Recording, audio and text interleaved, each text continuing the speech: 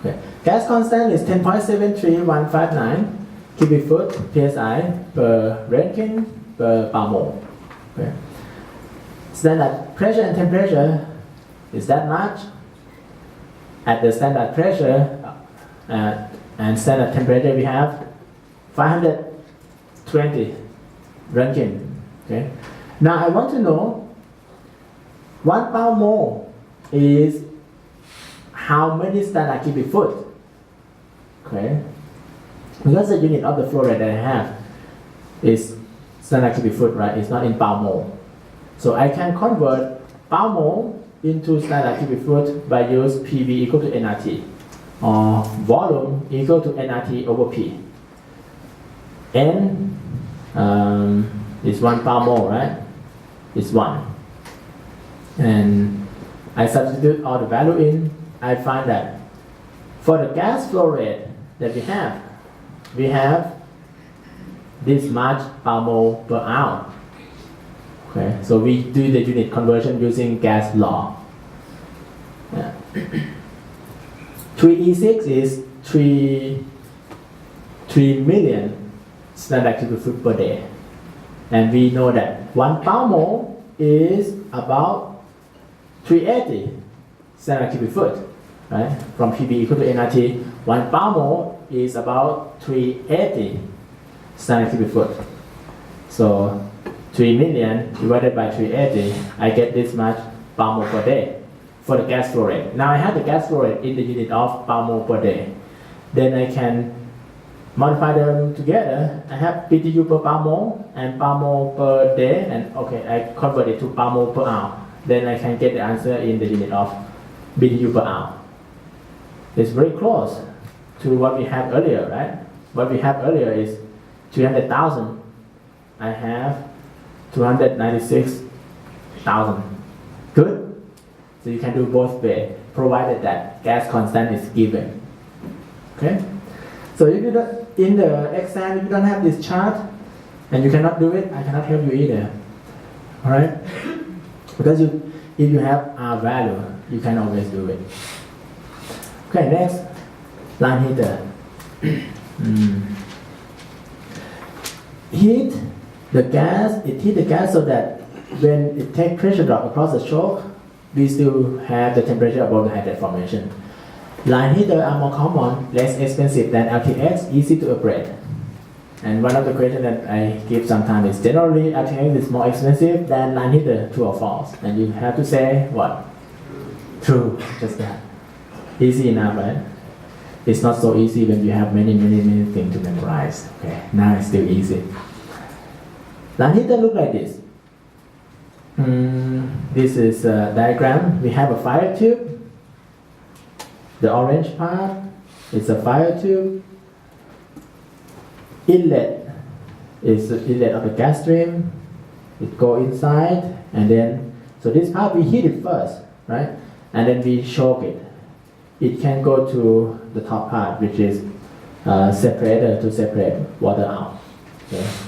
This is one kind of line heater. We have a chimney over here for the fire tube. For the line heater, we heat first, then we go to the choke. See, this part, we heat it first before we go to the choke.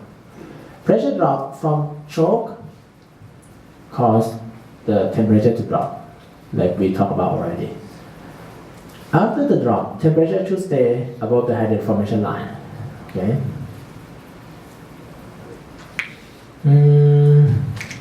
Let me ask some question.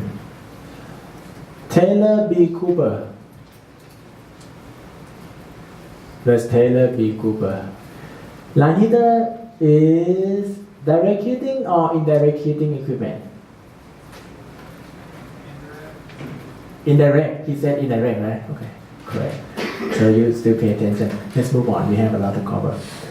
Okay, split pass coil. Split pass coil means we have choke in the middle. Okay, it is an indirect heater. We have fire tube and coil for fluid to be heated. So typically we have high pressure coil and low pressure coil. So inlet is on the top. This part is L1. That's before the choke, right? The pressure is a lot, so we have high pressure coil. Then we heat it, then we choke it, pressure drop. Then we have low pressure coil, and then it go to output.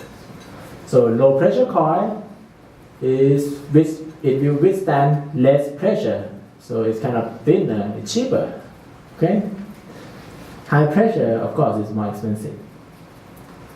So the bath temperature that is recommended is at most 200 Fahrenheit to avoid evaporation. Typically they use water in here, and if we want to go more than 200, we can add glycol. Previously that we do the calculation, the temperature that we get, like we know that we have to heat it to what? So this chart, we know that we have to heat it to 125. That is the temperature of gas, not water in the bath. Okay, that is just a gas. So this means, you see this picture? We have to heat it until this gas stream reach 125. But water in the bath, it has to be hotter, right? To make it reach 125 quick. So if it's very, very hot, it will reach 125 quick. If it is just 130, maybe it doesn't reach 125. So water in the bath has to be hot. How hot? We do the calculation, okay? Water in the bath has to be hot enough. And the recommendation is don't do too hot. If we do too hot, it will vaporize, even though we don't reach the boiling point yet. Okay. For the preheat coil, before the choke, we must have the rating of the shut-in pressure of the valve. I understand that when we have the valve, okay, we have the valve, and we have pipe underground, and then it go above ground. We have some pressure drop over here, right? Depending on how long it is, we have some pressure drop. When it reaches this point, the temperature may drop many psi, like 50 psi or something, or 10 psi, or maybe a lot, depending on how long, maybe 100, 200. That is during the flowing condition. But if we stop, pressure, we have no movement, right? Pressure will go up. So the pipe has to have the rating of the maximum pressure possible in the system, which is the shut-in pressure. What is that shut-in pressure? This pipe we have to rate, not the pipe on the bottom. The top part we have to rate to that much, preheat coil. Okay, temperature calculation for the water in the bath. Previously we know that the calculation for the case of gas, right? We know what do we want for gas temperature. How about how hot should be water?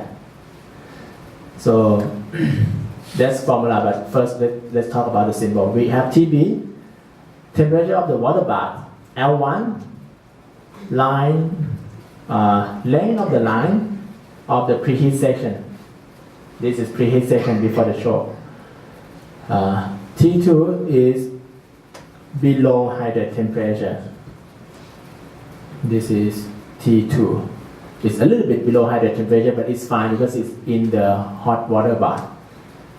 Coil L2 is heating plus melting the hydrate that are forming. So we form hydrate, or maybe we melt it at the same time that we form or something, so that when it go out, it has no hydrate. Okay, now we want to know how hot should be the water. Oh, what else? Let me show you two types of heating. We can have heating before and after the choke. That's called split pass coil. Or we can heat just before the choke. That is single pass coil. Okay? And L1 pipe is smaller than L2 pipe due to gas velocity. What does it mean? Gas velocity, gas velocity. L1 pipe, let me locate it. L1 pipe is before the shock, right? L2 pipe is after the shock. So, okay. Scott, Curtis. So, why do we have it? So, if we have the pipe size to be the same pipe size, which one do we have more gas velocity? Actual velocity inside the tube. But the velocity inside the tube stay the same. You said there's 2 different size pipes? Same size. If you don't change the size. Let's say L1 and L2 have the same size. Do we have the change? Do we have the change in the velocity of the gas inside? No, we don't. I wouldn't think so, no. Do we have expansion? Scott, do we have expansion? Do we have pressure drop? Because of the shock. The shock will cause a pressure drop. Yeah. So when pressure drop, what happened to volume? Is it expand?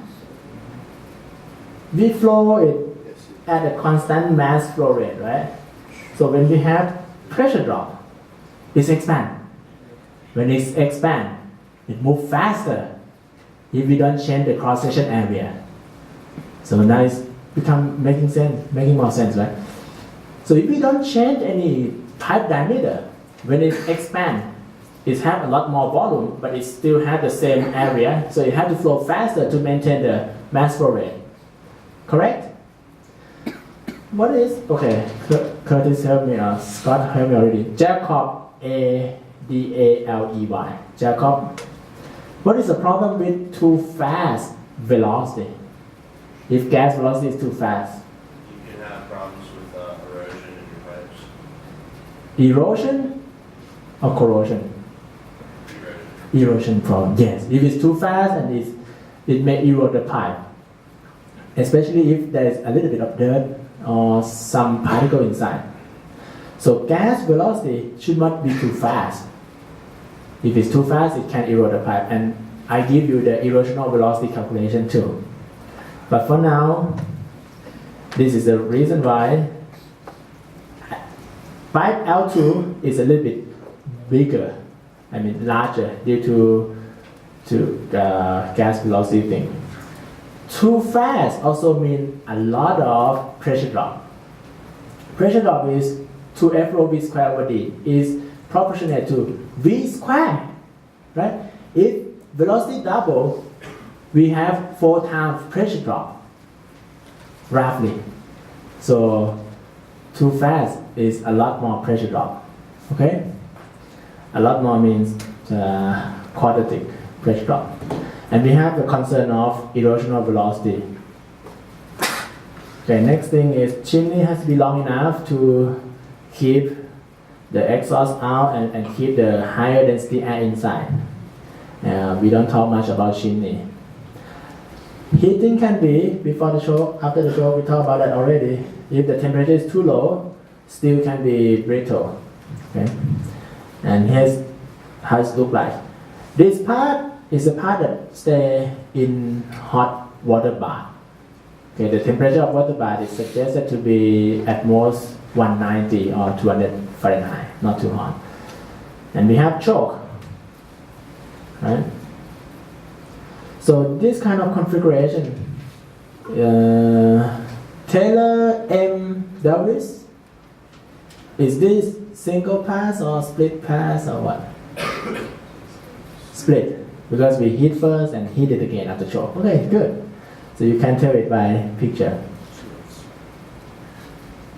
Okay, this is with the vessel.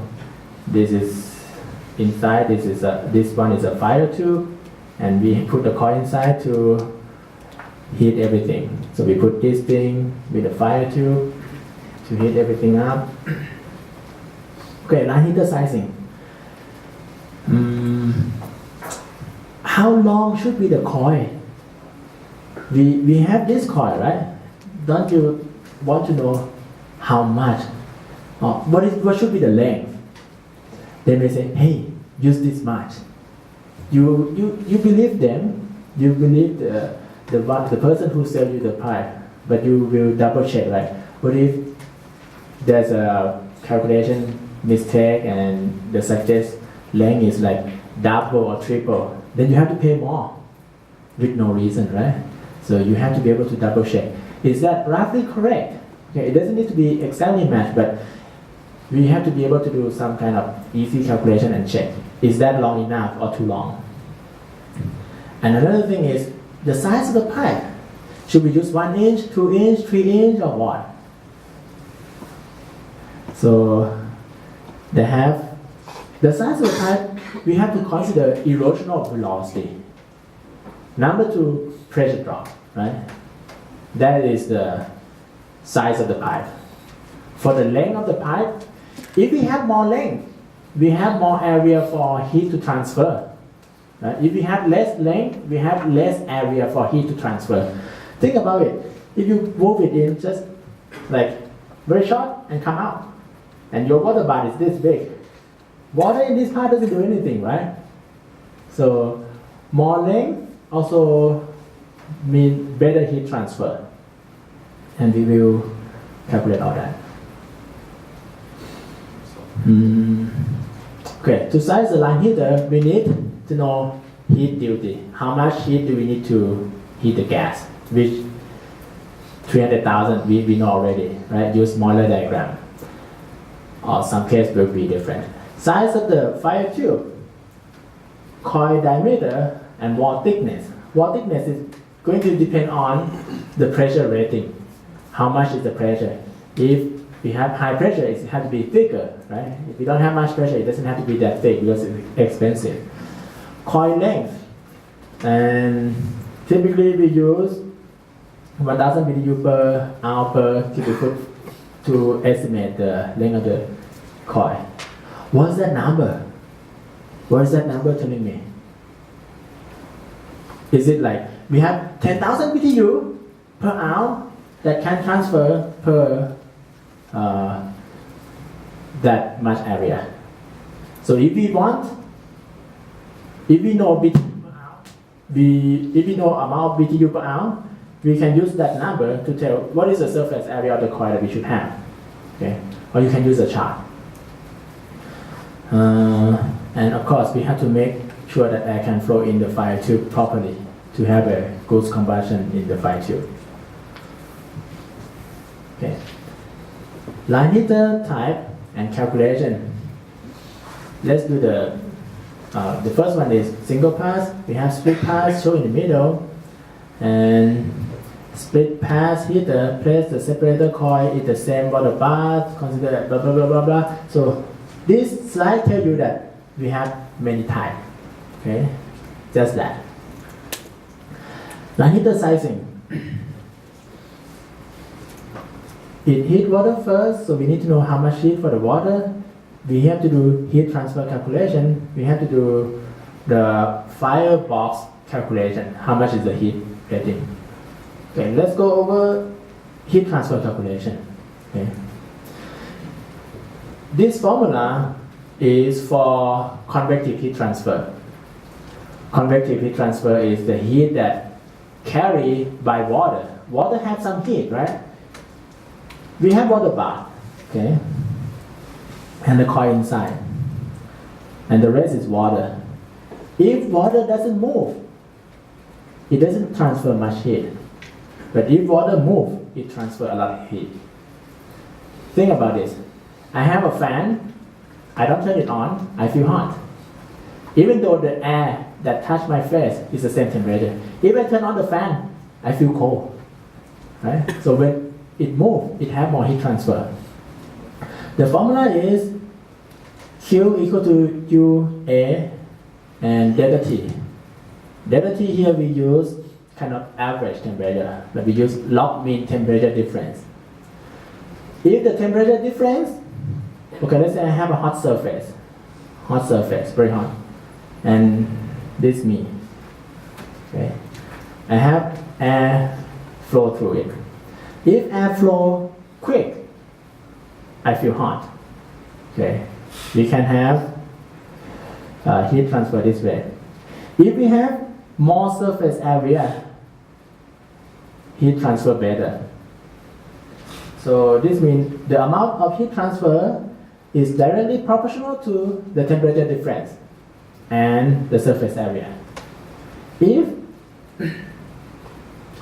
the coil is cold, this is cold, and water is very hot, water outside is very hot, we have big delta T, so it's good heat transfer. For example,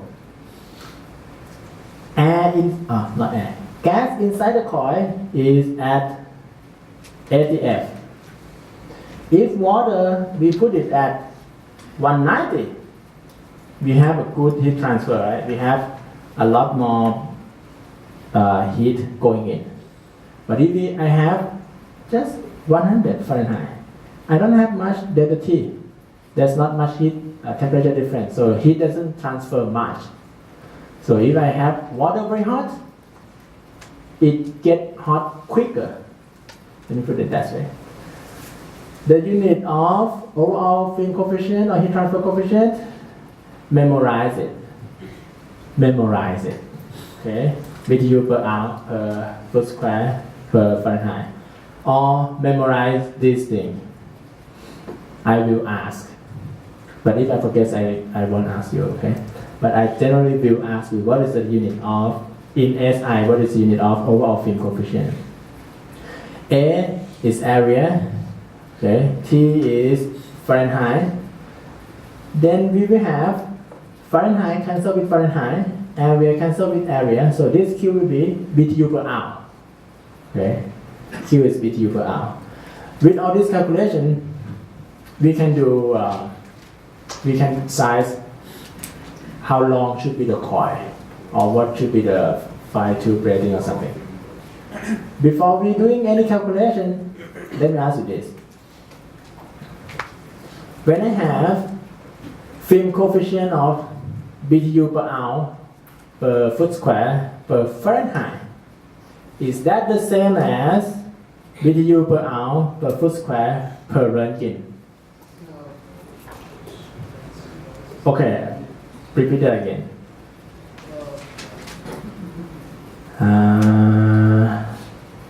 Hamzat A D J U N E D. Hamzat. So these two units, how do we do the conversion? Based on this hint. Me, right? Yeah, what do we do to convert from this to that? You add 460 to Fahrenheit? No, use the hint. Use the hint. Use the hint. What do we do? We don't do anything. Correct. Okay. One of the examples is this. Copper. Oh, okay. This is U value, right? Let's think about copper. Copper has thermal conductivity of 400 watt per meter per Kelvin. That is copper.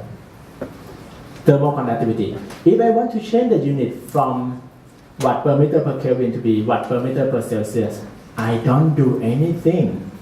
Okay? The reason is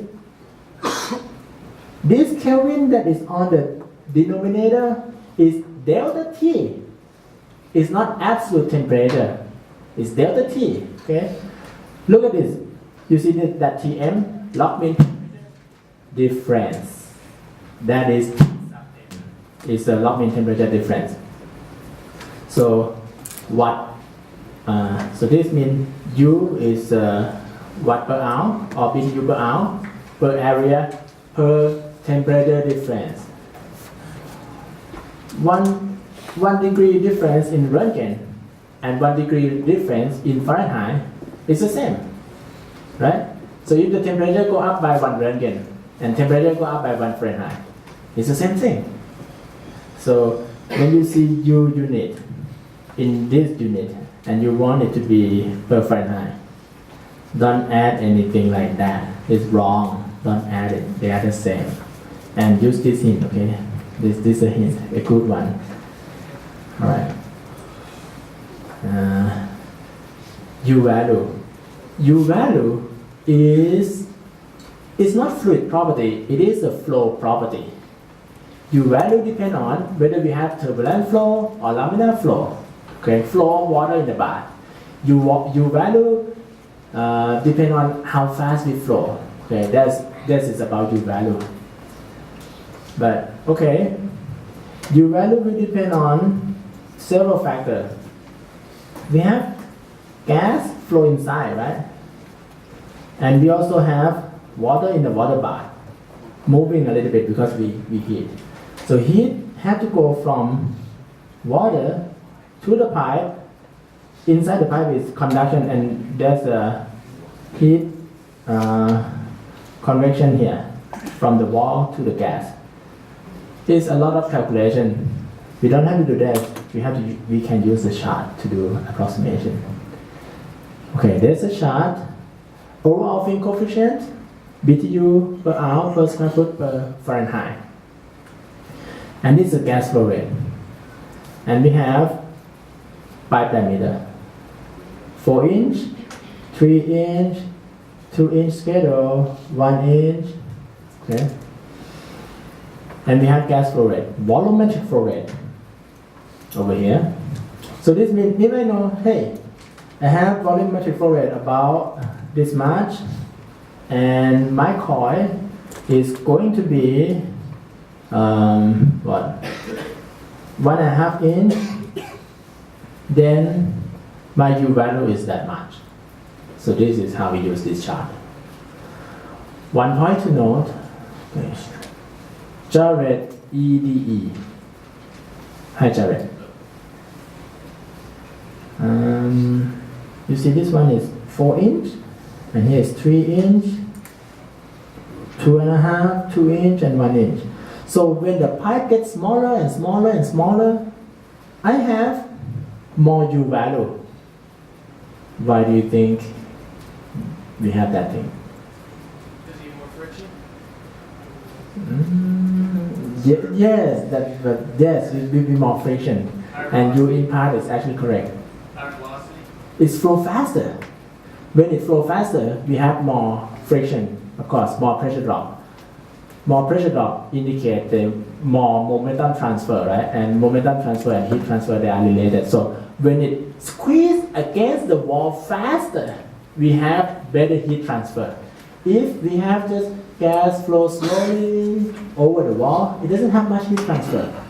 But if it flows very quick, it squeezes against the wall, then we have a good U value. So that's why I say U value is a flow property. Okay, it's not quite fluid property.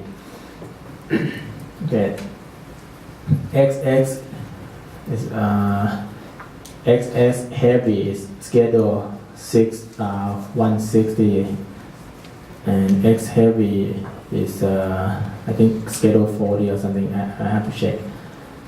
Okay, for 3 million standard cubic foot, and if we use 2 inch X heavy pipe coil, what is the U value? It's very straightforward, right? We open the chart, figure 3 from Silva's textbook, recently uploaded. From 3, go up to that line, move to the left, and I can read BTU per hour per square foot per Fahrenheit. That is U value of the coil. Okay? How do we calculate T sub M? Oh, is it overtime? Oh, I have 3 minutes left. How do we calculate 3 sub M? 3 sub M is a log mean temperature difference. It's a way to approximate the temperature difference. If we look at it as a heat exchanger, let's say we have co-current. We have in the shell, we have hot fluid flow, and inside we have cold fluid flow in the same direction. Along the pipe, cold fluid temperature will go up, hot fluid temperature go down a little bit, right? If we have co-current. If we have counter current, the temperature will, hot fluid will go up, go down, it's down like this and up like this. But it doesn't matter. T sub M formula stay the same. The formula is greatest difference minus lowest difference. Difference between hot side and cold side. Okay. minus lowest difference between hot side and cold side divided by natural log of that ratio. In our line heater, we just use water, right? And we assume water is the same temperature everywhere. So TH may be the same everywhere. And T cold is the gas temperature. When it come in cool and it leave hot, so one of them will be greatest temperature difference. Can you calculate it? Let me go back to the picture before we leave. Okay, two more minutes. Okay, this part. We have T at the inlet. Okay, let's say it's 80. We have it heat before it reach the choke. Let's say temperature go up to 120. And water bath temperature may be 160. Greatest difference between will be 160 minus 80, right? Lowest difference will be 160 minus 120. And log of that ratio will be log of what? 80 over 40, or is it like that? Greatest difference divided by lowest difference. So now we know how to do this log-in temperature. Okay, question from me. No question from me. Go back home, please. Do the homework. It's not much. And submit it on time. Okay, I let you go half minute earlier. Bye bye, see you next time.